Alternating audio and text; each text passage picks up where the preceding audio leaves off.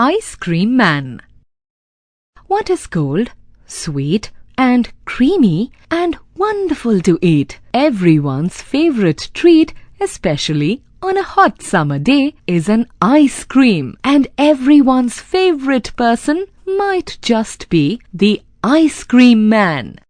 When summer's in the city and bricks a blaze of heat, the ice cream man with his little cart goes trundling down the street. Beneath his round umbrella, oh, what a joyful sight!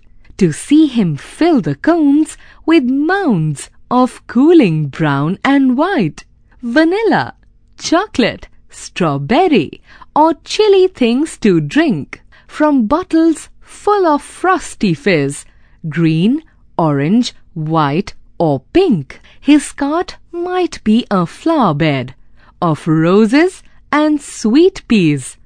The way the children cluster round, as thick as honey bees.